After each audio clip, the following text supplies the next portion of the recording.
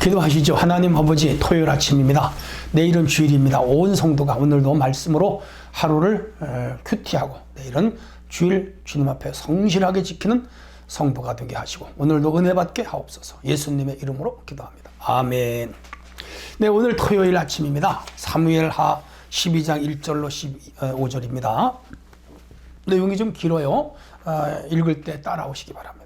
여호와께서 나단을 다윗에게 보내시니 그가 다윗에게 가서 그에게 이르되 한 성읍에 두 사람이 있는데 한 사람은 부하고 한 사람은 가난하니 그 부한 사람은 양과 소가 심이 많으나 가난한 사람은 아무것도 없고 자기가 사서 기르는 작은 암양 새끼 한 마리뿐이라. 그 암양 새끼는 그와 그의 자식과 함께 자라며 그가 먹는 것을 먹으며 그의 잔으로 마시며 그의 품에 누움으로 그에게는 딸처럼 되었거늘. 어떤 행인이 그 부자에게 오매 부자가 자기에게 온 행인을 위하여 자기의 양과 소를 아껴 잡지 아니하고 가난한 사람의 양 새끼를 빼앗아다가 자기에게 온 사람을 위하여 잡았나이다 하니, 다윗이 그 사람으로 말미암아 노하여 나단에게 이르되 여호와의 살아계심을 두고 맹세하노니 이 일을 행한 그 사람은 마땅히 죽을지라. 그가 불쌍히 여기지 아니하고 이런 일을 행하였으니 그 양 새끼를 4배나 갚아주어야 하리라 한지라. 나단이 다윗에게 이르 당신이 그 사람이라. 이스라엘의 하나님 여호와께서 이와 같이 이르시기를 내가 너를 이스라엘 왕으로 기름 붓기 위하여 너를 사울의 손에서 구원하고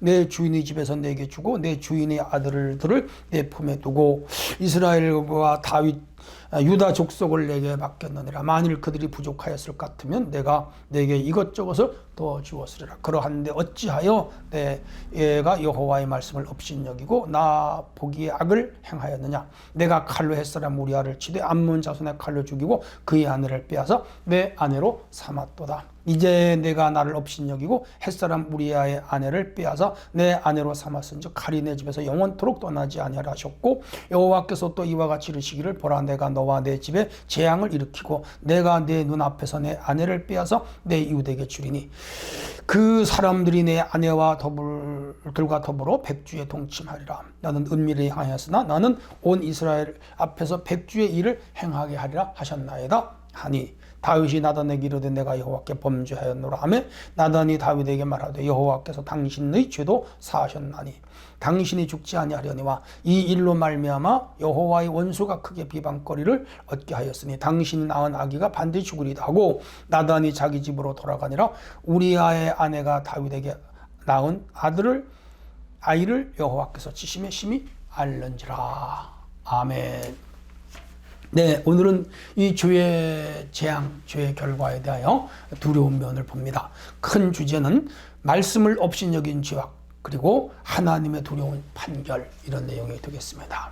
자, 하나님이 나단 선지자를 다윗에게 보내요. 그리고 하나의 비유라고 할까요? 예화라고 할까요? 아니면은 동화라고 할까요? 이런 우화는 아니죠. 이런 이야기를 하나 만들었어요. 그 내용이 뭔가 하면 한 성읍에 두 사람이 사는데 한 사람은 부자고 한 사람은 가난하다. 부자는 많은 양과 소와 그리고 짐승이 있고 아주 부하게 살았어. 근데 가난한 사람은 양 한 마리를 암양 한 마리뿐이 없어. 그 양을 키우는데 그냥 그 양이 먹는 거 같이 먹고 양과 같이 자고 밤에 잘 때는 양을 품에 품고 그렇게 잘 정도로, 오늘로 말하면 뭐랄까요? 애완견 기르듯이 딸처럼 여기면서 그렇게 살았습니다. 그런데 부잣집에 손님이 왔어요. 행인이 왔어. 근데 부자는 자기 집에 그렇게 양과 소와 짐승이 많은데 그 한 마리도 잡아서 대접하지 아니하고 그 딸처럼 키우는 그 집에 어린 양을 뺏어다가 잡아가지고 손님을 대접했다는 거예요. 큰 사람이라고 나단이 그렇게 했더니 다윗이 그 얘기를 듣고 화가 났어요. 자기 얘기인데 지금 남의 얘기로 듣는 거라. 거기까지는 자기 얘기인 줄 몰랐어요. 근데 이때 나단이 정색을 하고 다윗에게 말합니다. 17절에 나단이 다윗에게 이릅니다. 당신이 그 사람이라. 당신이 그 사람이요. 소리 지르며 손가락 쥐었을 거예요. 사실은 나단은요, 생명 걸고 얘기하는 거라. 왕 앞에서, 아니 우리아를 죽인 사람이 이 나단 선지자 처리 못하겠어요? 어디 감히 누구한테 와서 이런 짓거리를 하는 거야 하고 칼로 잘라버리면 끝이죠. 근데 사실 목숨 걸고 나단 선지자는 지금 다윗을 책망하는 거예요. 이게 선지자의 사명이죠. 죽음을 각오한 거죠. 그런데 다윗은 감히 선지자는 손을 못 대요. 그리고는 이제 그 앞에 회개합니다. 이 나단이 하는 말이 잘 들어보세요. 하나님께서 이스라엘 왕을 삼기 위하여 당신 머리에 기름을 붓지 않았어. 그리고 사울이 온갖 핍박을 당할 때 하나님 너 다윗 너를 다 지켜줬다 이거죠. 그리고 그 아들들을 다 전쟁터에 죽게 하면서도 너를 왕으로 삼아. 그리고 헤브론에서 유다 지파를 위하여 왕이 되게 하고 결국은 이스라엘을 통일 왕국시켜 왕이 되게 했는데 그 귀한 왕의 자리 누가 준 거냐? 하나님이 줬단 말이에요.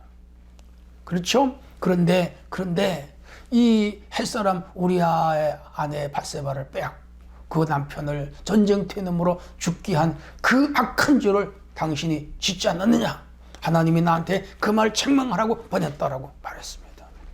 그 일은 하나님을 업신여기는 거라고. 여호와 하나님을 업신여기는 거라고 여기 두 번이나 말해요.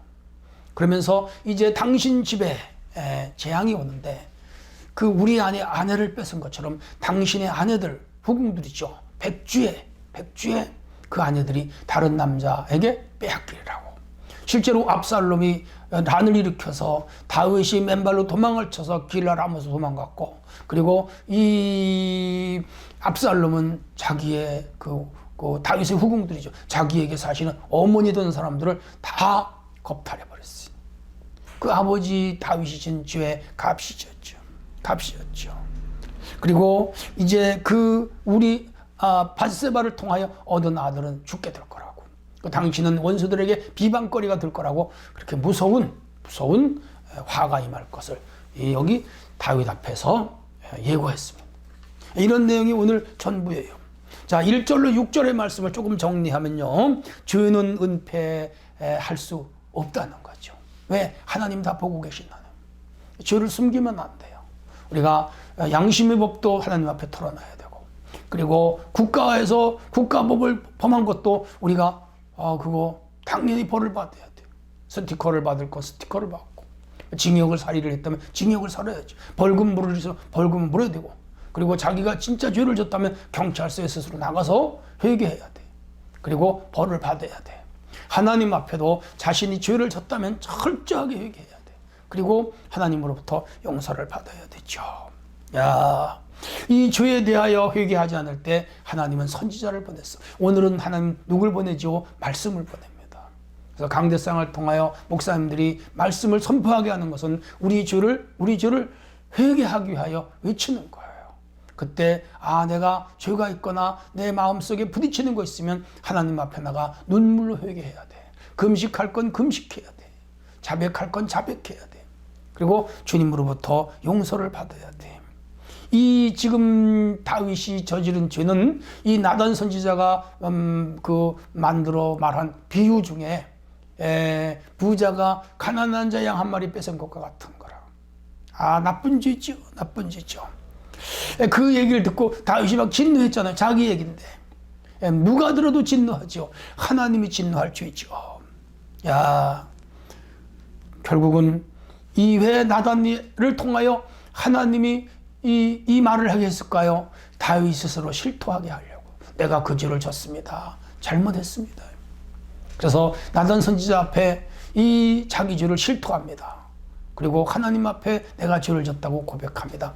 그래 하나님이 즉시 용서해 줘요. 다윗의 죄를 즉시 용서해 줍니다. 그래서 요한일서 1장 9절에 만일 우리가 우리 죄를 자백하면 미쁘시고 의로우사 우리 죄를 사하시며 모든 불의에서 우리를 깨끗하게 하신다. 이게 하나님의 신실하십니다. 세상 사람들은 죄를 지면 비방합니다. 손가락질합니다. 흉을 봅니다. 그리고 법정에가 벌을 받아야 돼요. 근데 하나님 앞에는 우리가 회개하는 순간 모든 죄가 용서해야 돼요. 어떤 죄도 용서해 주시죠. 이거 하나님의 사랑이고 하나님의 긍휼이고 하나님의 은총입니다. 그런데 그 죄를 회개하지 않을 때 그 죄의 값은 크다는 걸 우리는 기억해야 돼요. 자, 한편 7절로 15절입니다. 다윗의 죄와 하나님의 판결입니다. 자신이 숨긴 죄를 하나님이 알 때 우리는 두려워해야 돼요. 지금 이 나단이 와서 다윗을 책망할 때 다윗이 두려웠어요. 그 앞에 고개를 떨구었어요. 내가 죄를 졌습니다. 그제야 정신을 차렸어요. 그제야 깨달아, 내가 큰 죄를 졌구나 깨달았어요. 다행이지요. 사실 이 다윗이 누리는 부귀영화 하나님 주신 거예요. 입신양명 하나님 주신 거예요. 통일 왕국 이스라엘의 큰 왕이 된 게 한 거 하나님의 은총이었어요. 근데 그 하나님 은총을 까먹은 거라. 하나님이 내게 베푸는 내가 그렇게 큰데 그 죄를 까먹고 죄를 졌어. 오늘 우리가 세상에서 혹여라도 실수하거나 잘못하여 죄를 지려고 하다가도 하나님이 나를 구원하시고 나를 불러주시고 나에게 주신 은혜를 생각하며 그런 죄를 짓지면 안 되지. 죄를 지면 안 되지. 야, 죄를 짓는 것은 위에서 말씀드린 대로 하나님을 업신여기는, 하나님 무시하는 거. 배은망덕한 거죠. 죄 중에 제일 나쁜 죄가 배은망덕이잖아요. 자, 중요한 것은 하나님이 그에게 심판을 선고하고 있다는 거. 그래서 그 죄의 값을 다 받았어. 그래서 거기서 낳은 아기가 죽고 훗날 세바가 난을 일으키고 압살롬이 난을 일으키고 그리고 그는 원수들에게 비방거리가 되고 참 그 힘들었어요. 정신적으로, 영적으로, 심적으로 힘들었죠. 죄의 폐해라고 우리는 볼 수가 있는 것이죠. 그러면 신약에서 우리가 죄를 졌는데 그러면 그 죄는 구약에서처럼 그대로 죄값을 받느냐? 물론 사회적인 죄, 법적인 죄 이런 건 죄값을 받아야죠.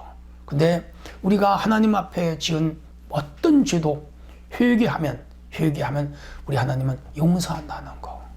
예, 그래서 구원이 취소되지 않는다는 거 기억하셔야 됩니다.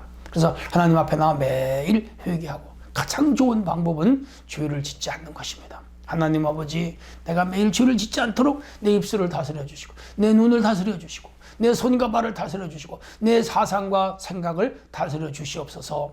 그 기도하셔야 돼. 혹여 내가 실수로 죄를 짓거나 혹은 내가 알게 모르게 죄를 짓는 것이 있다면 빨리 회개하셔야 돼. 그리고 다시는 그런 죄를 범치 않도록 매일 자신을 다스려. 그래서 우리가 경건 활동이 중요하고 성경 읽는 게 중요하고 예배 생활이 중요하고 교회를 가까이 하는 것이 중요해요. 왜? 성령은 우리를 다스려 주시기 때문입니다. 마귀는 끊임없이 우리를 유혹합니다. 미혹합니다. 넘어뜨리려 합니다. 이 마귀의 술수에 넘어가지 않도록 정신을 바짝 차리는 것은 또 중요한 일이죠. 자, 이런 내용들을 생각하시면서 오늘 하루도 복된 날로 살아가는 성도가 되기를 주님의 이름으로 축복합니다. 하나님 아버지, 오늘도 이 말씀을 마음에 담고 신실하게 살아가는 성도가 되게 하옵소서. 예수님의 이름으로 기도합니다. 아멘.